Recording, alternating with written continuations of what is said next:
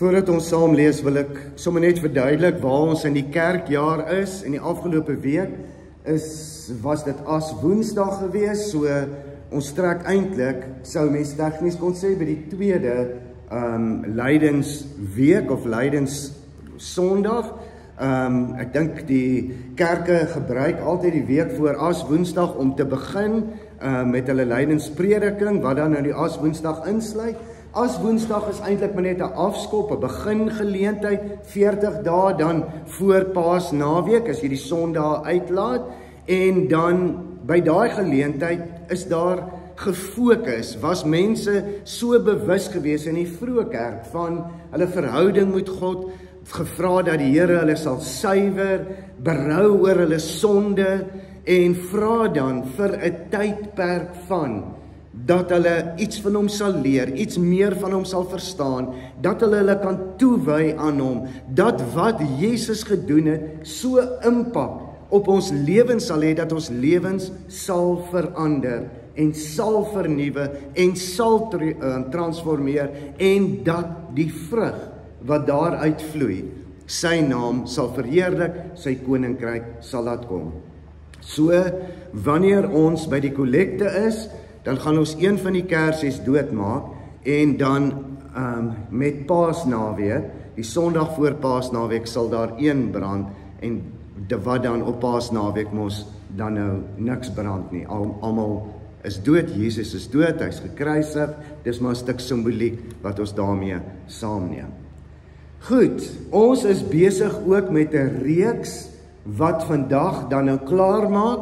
So hierdie Sondag en volgende Sondag gaan ons nou nie by die tema van die lydingsweke aansluit nie, hoewel daarvan dit in die prediking na vore kom. Volgende Sondag het ons nagmaal, wat 'n mens kan sê, sluit ook aan mos presies by dit wat Jesus gedoen het, maar volgende Sondag is die tema dank aan God, want dit is waarmee ons besig is. Vanoggend sluit ons dan af die ontmoetings met God en die laaste ene wat ons gedoen het en wat ons in ons stilte tyd mee besig was in hierdie weke, 35 dae, is Paulus. So ons het nou vanoggend mos nou die laaste stuk van Paulus gelees, maar ons prediking kom uit hoofstuk 9, 1 tot 9, wat handel oor wat met Paulus gebeur het op die pad na Damaskus toe.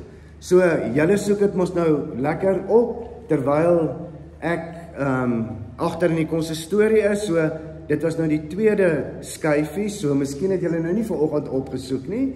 Karen sê nie julle het nie, of julle het, ek weet nie wat hy sê, maak so, dit beteken julle is reg, julle slag gereed. So, Handelinge 9, vers 1 tot 9 wat ons gaan lees.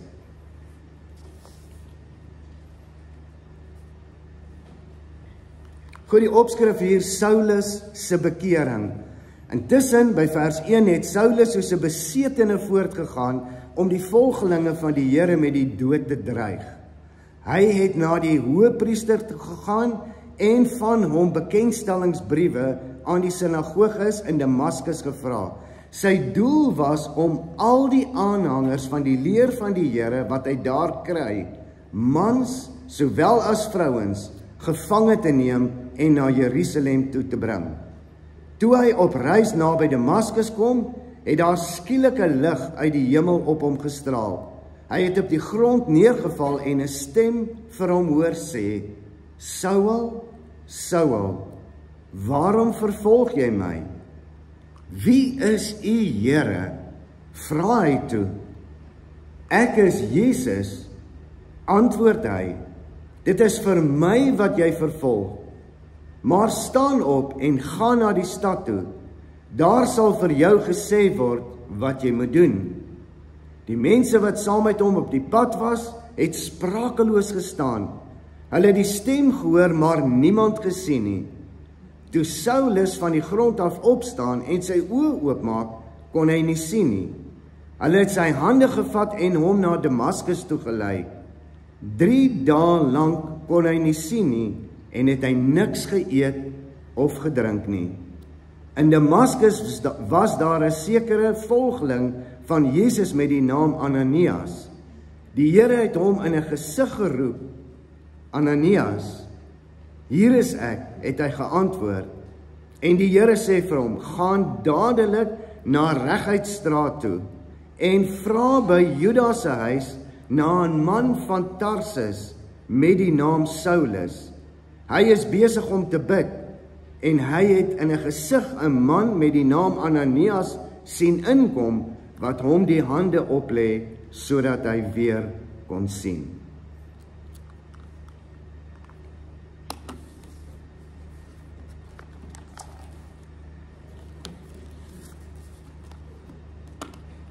Ek dink ons het in die afgelope week, het ons by momente stil gestaan in hierdie gedeelte, wat ons nou gelees het.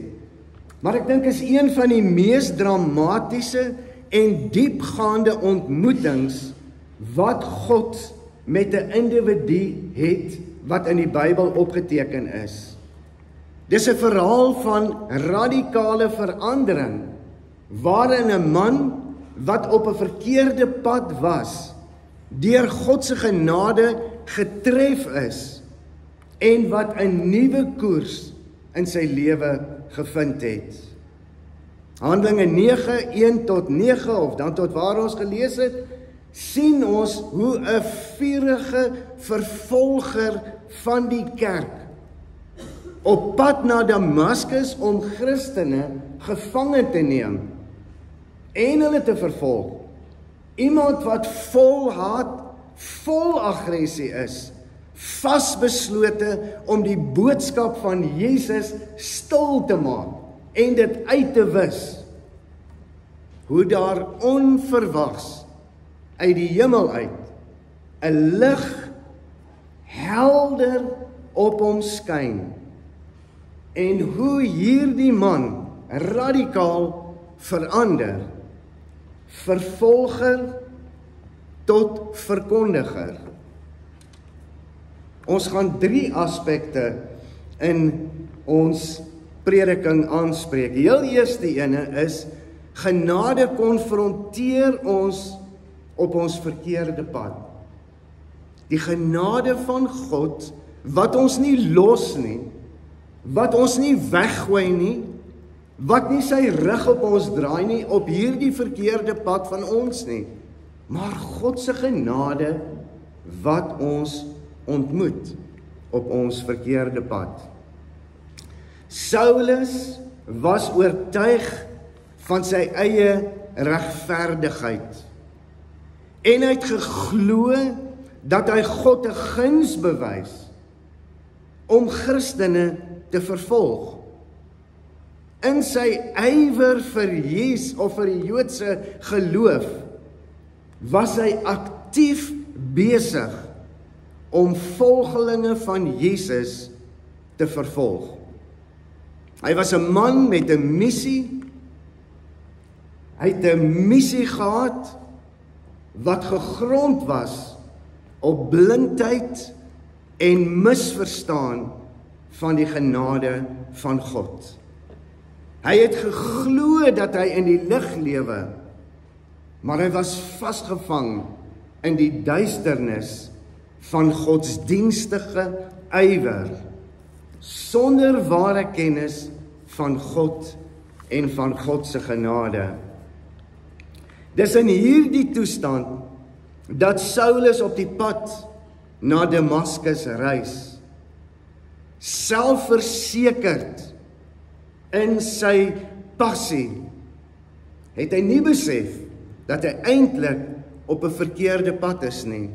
Het hy nie besef dat hy eintlik weg van God af, weg van die waarheid af beweeg nie. Soms dink ons mos ook dat ons op die regte pad is. Soms oortuig ons onsself mos ook met meriete dat ons reg doen. Soms is ons eie trots en ons hardkoppigheid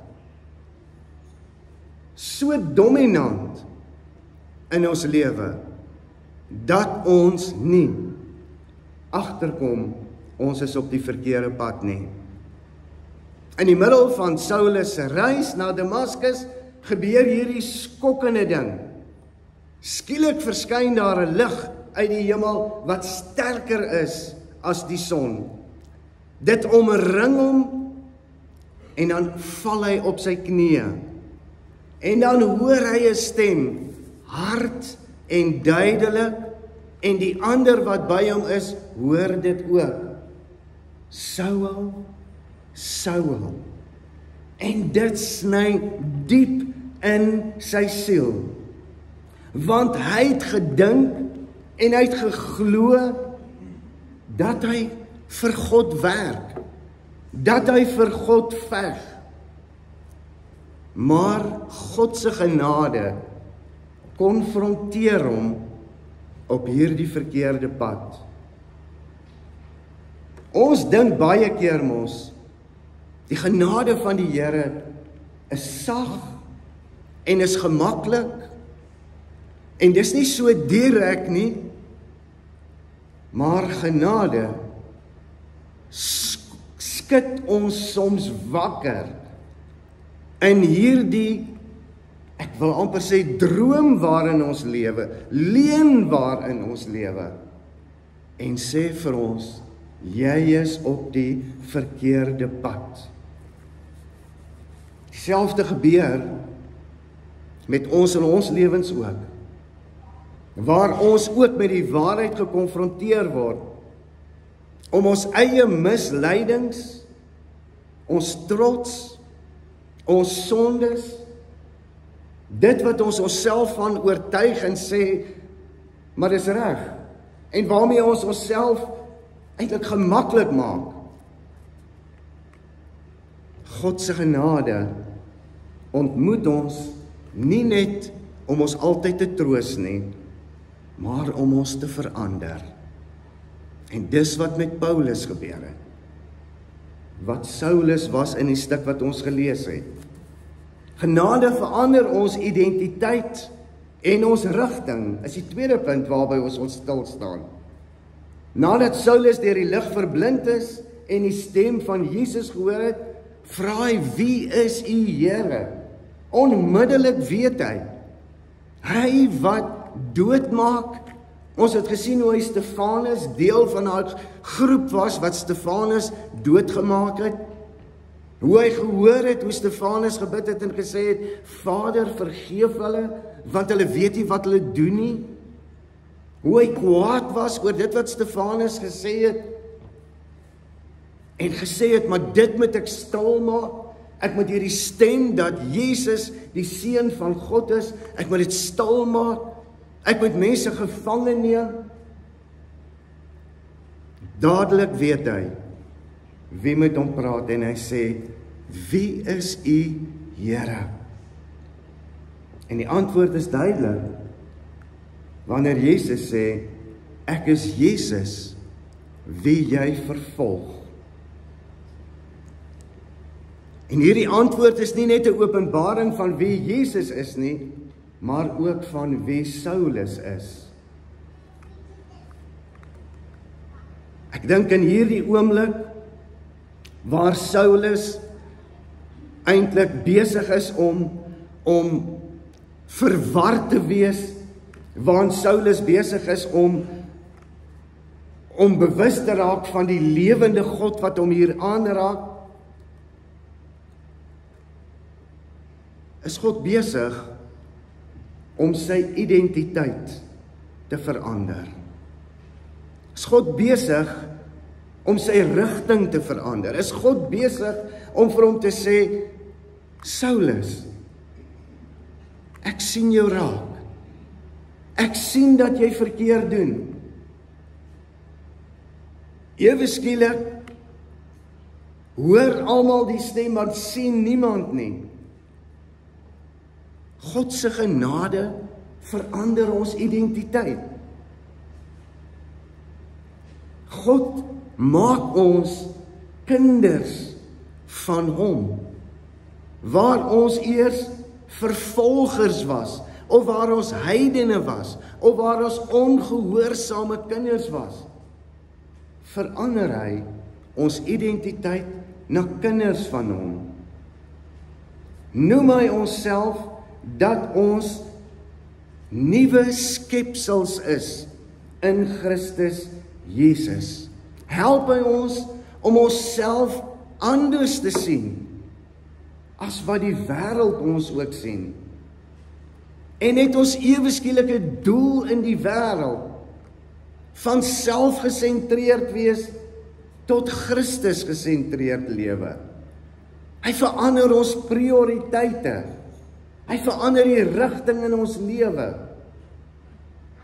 Hy verander ons deur genade. Wat ons ontmoet, wat ons aanraak, wat ons anders na onsself laat kyk. En hierdie genade gee ons 'n nuwe roeping. En dit is my so mooi. En hy gebruik mense rondom ons. Ananias wat hierso sê, Here, weet U wie's hierdie man? U stuur my nou na iemand toe wat mense doodmaak. Weet U wie's hierdie man? Hy's eintlik 'n gevaarlike mens. En dan sê God vir Ananias, jy moet vir hom gaan bid. Twee goed wat moet gebeur. Dat sy oë sal oopgaan, dat hy kan sien en dat hy met die Heilige Gees vervul sal word. God gebruik mense rondom hom om hom te gaan bemoedig. God gebruik mense soms rondom ons om vir ons te kom bid, vir ons te kom bemoedig, vir ons die pad te kom wys, vir ons te vertel dat daar vergifnis is en dat God ons raak sien en dat hy 'n droom en 'n doel vir ons lewens het. God se genade roep ons na dit wat groter en beter as onsself is. God roep ons om in te skakel by sy droom, by sy plan vir die wêreld. En dit is dat niemand verlore sal gaan nie. So hy sê vir Ananias, bid vir Saulus. Bid, want hy moet uitgaan. Ek het hom gekies, ek het hom afgesonder. Ek stuur hom om die evangelie te gaan vertel. Hoekom is ons gered? Hoekom is ons kinders van die Here? Is ons ingeskakel by die groter prentjie? Is ons ingeskakel by die droom van God? Is sy liefde ons opdrag, ons passie? Is dit wat ons as gemeente voorhou? Is dit regtig ons passie? Is dit hoekom ons gered is? Om te sê, Here, hier is my lewe, ek skakel in, ek vat hande met ander gelowiges, ek verbind my Here om U te dien, om U naam groot te maak, om U evangelie te verkondig. Here, ek skakel in by 'n plan waar ons bid vir ongelowiges. Here, ek is hier om te sê, maak my bekommerd oor siele wat verlore gaan. Hoekom is ons gered? Hoekom is Paulus gered? Sodat hy kan gaan en sodat hy kan gaan verkondig, sodat hy kan gaan aanspreek, sodat hy mense die waarheid kan gaan vertel. As ons hierdie boodskap op onsself van toepassing maak. Niemand is buite die bereik van God se genade nie. Ons wil mos glo, en ons hoor dit hoe baie keer mense sê, nee, ek is te sondig. Nee, die Here sal my nooit kan vergewe vir wat ek gedoen het nie. Saulus, dink wat het hy gedoen? En God sê, Ananias, gaan na daai man toe. God maak 'n afspraak met hom, en die lig wat hom verblind, 3 dae lang, wat hy daar worstel, wat eintlik is 'n sterf aan homself, en 'n opstanding, wat eintlik is 'n stuk genesing, wat beteken ek gaan nooit weer, soos wat ek gewoond is, uit myself dinge doen nie, ek gaan nou leef vanuit die genade. Niemand is buite die bereik van God se genade nie. En God se genade konfronteer ons, maar is altyd met 'n doel. Wanneer die Here ons aanspreek, wanneer ons sondes in ons lewe ontdek, wanneer ons terugdraai na die Here toe, wat is die doel? Wat wil God hê? God vra van jou en van my. Hier's my wêreld. Hier's mense wat my nie ken nie. Hier's mense wat opstandig is. Hier's mense wat seer gekry het. Hier's mense wat kwaad is. Hier's mense wat teleurgesteld is. Hier's mense wat net moed verloor het. Moenie wegdraai nie. Gaan en gaan bemoedig hulle.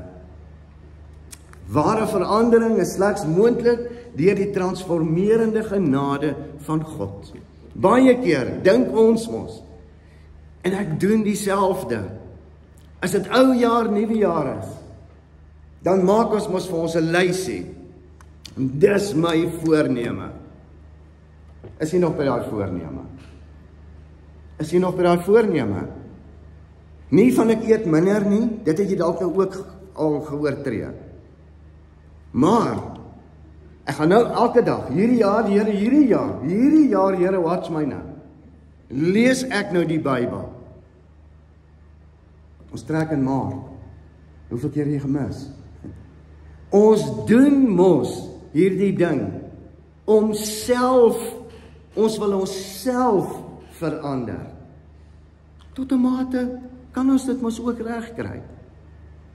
Ons kan vir ons gewoontes aanleer. Maar die passie en die hart en die entoesiasme, ons kan nie dit aanleer nie, ons kan dit nie namaak nie. Dit kom van God af. En ons kan net transformerend optree wanneer die Here ons ontmoet het. Wanneer ons ontdek soos Paulus, Here, ek het alles geweet, nou weet ek niks. Here, ek was so seker hierdie is die waarheid en nou ontdek ek is 'n leuen. Hier's die waarheid. Here, nou is ek hiermee besig. Here, my oë is nou op Jesus gerig, wat die verlosser is, wat gekom het met sy liggaam en sy bloed betaal het. Is dit ons passie? Leef ons so? En God se genade gee ons 'n nuwe roeping. 'n Nuwe roeping. Ons sê in ons gemeente, wat is ons vers vir hierdie jaar? Waarmee is ons besig hierdie jaar? Dat ons die Here sal lief hê met ons hele hart, met ons hele siel, met ons hele verstand. Dis die eerste en die grootste gebod. En die tweede is, Here, dat ons mekaar sal lief hê. Het ons nog hierdie roeping? Is ons besig met dit? Is ons besig daarmee dat God vir ons sê, gaan na al die nasies? Dit moet ons roeping wees. Ons kry 'n nuwe roeping. En ons skakel saam in die kerk oor die hele wêreld in. Ons bid saam met die kerk oor die hele wêreld. Ons meld aan om te sê, Here, U het my geroep. Soos wat U vir Saulus geroep het. Here, geen mens is te gering. Geen bediening is te gering. U roep ons en U gebruik ons. My gebed is dat ons sal weet dat niemand buite die bereik van God se liefde is nie. Dat niemand buite die bereik van ware verandering is nie. En dat niemand buite die bereik is dat God jou kan en wil ontmoet nie. En mag elkeen van ons se lewens 'n doel hê waarvoor ons lewe. En mag die veranderende genade van God, mag ons dit in ons eie lewens beleef. Mag dit ons vernuwe. Mag dit ons transformeer. om instrumente in sy hand in die wêreld te wees. Mag die Here ons aanraak, mag die Here ons seën, mag die Here se aangesig oor ons skyn. Mag ons beleef hoe sy Gees ons verander. Hoe sy Gees ons vul en dankbaar maak. Hoe sy Gees ons oortuig van sonde. En hoe sy Gees ons begeerig maak om hom te gehoorsaam. Amen. Hemelse Vader, miskien is ons sommer die verhaal van Saulus neem en hoe U hom ontmoet het. En hoe U hom transformeer het. Here, dat hy die een oomblik is hy 'n vervolger en die volgende oomblik is hy 'n verkondiger.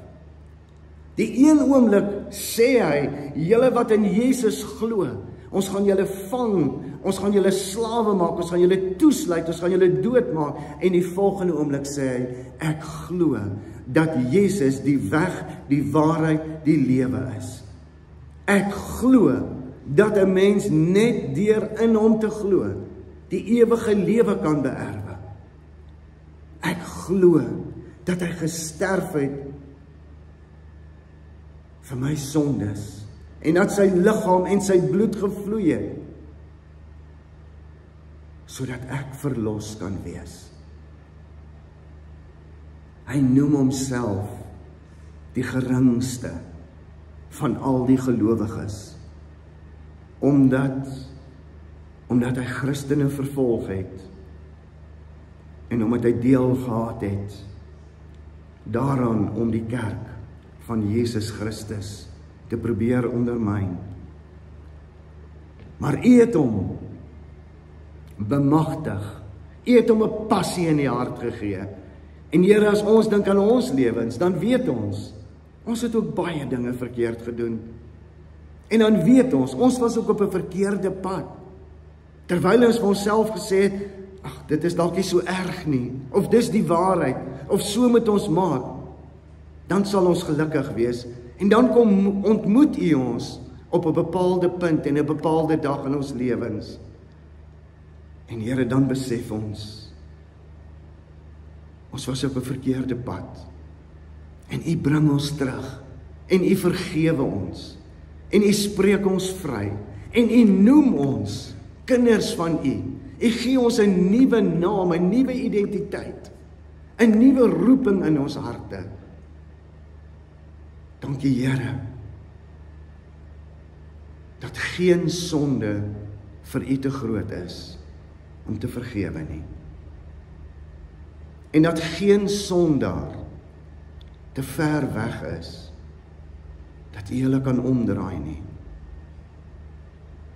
Heilige Gees, vanoggend kom sê ons dankie vir die genade wat daar is in Christus Jesus. Ons kon sê vir U dankie dat ons hierdie lydenstyd kan ingaan met dit in ons gedagte. Wat was die prys wat Jesus betaal het? Dankie dat ons kan vra. U woord sê, wees heilig, want ek is heilig. Bewaar ons daarvan dat ons wêreld gelykvormig sal lewe. In die oë van die wêreld kan ons goeie mense wees. Help ons om Christus gelykvormig te lewe.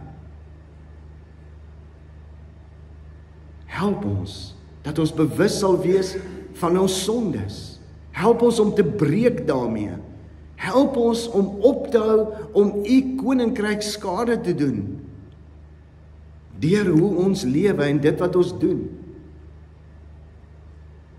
Verander ons, Here, op hierdie oomblik. Help ons om te breek met dit wat ons bind en gevange hou.